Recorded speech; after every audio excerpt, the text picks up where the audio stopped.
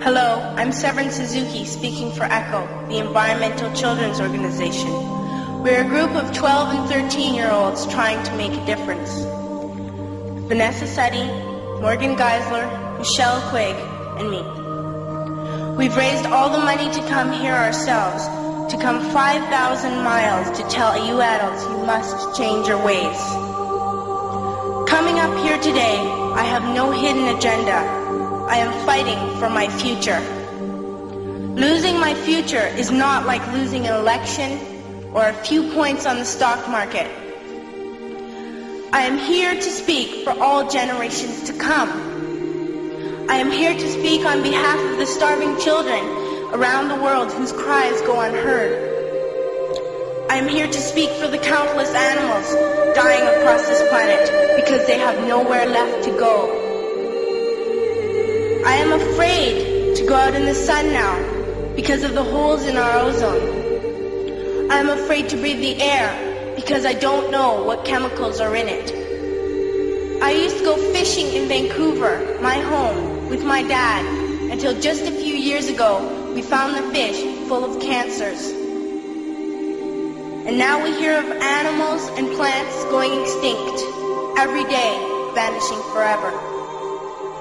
In my life, I have dreamt of seeing the great herds of wild animals, jungles and rainforests full of birds and butterflies.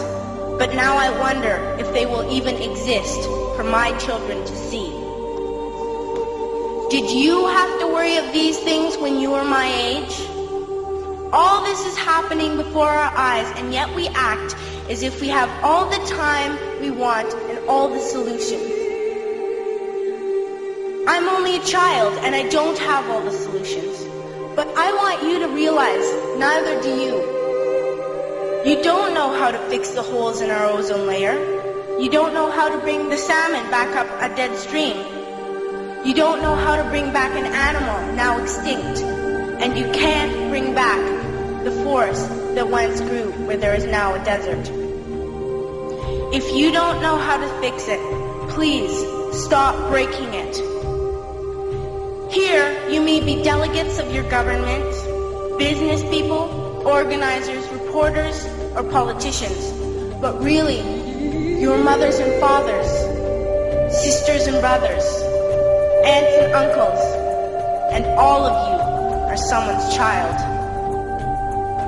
I'm only a child, yet I know we are all part of a family, 5 billion strong, in fact, 30 million species strong. And borders and governments will never change that. I'm only a child, yet I know we are all in this together and should act as one single world towards one single goal. In my anger, I am not blind, and in my fear, I am not afraid of telling the world how I feel.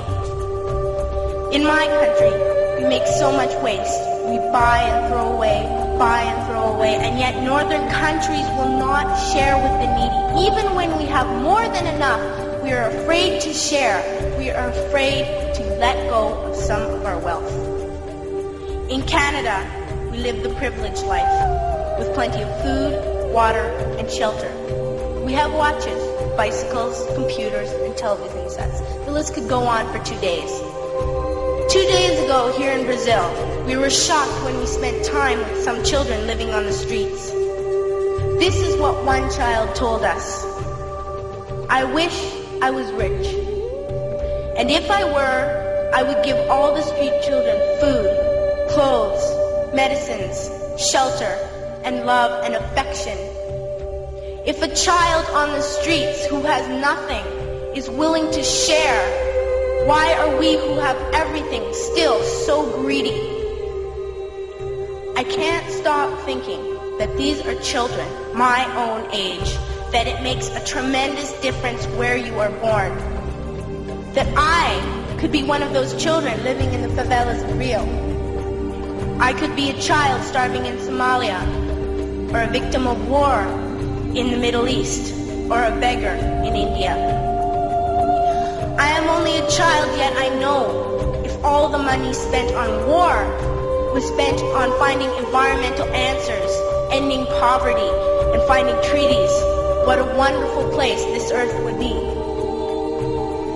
At school, even in kindergarten, you teach us how to behave in the world. You teach us not to fight with others, to work things out, to respect others, to clean up our mess, not to hurt other creatures, to share, not be greedy. Then why do you go out and do the things you tell us not to do? Do not forget why you are attending these conferences, who you're doing this for. We are your own children. You are deciding what kind of world we are growing up in. Parents should be able to comfort their children by saying, everything's going to be all right. It's not the end of the world, and we're doing the best we can. But I don't think you can say that to us anymore. Are we even on your list of priorities?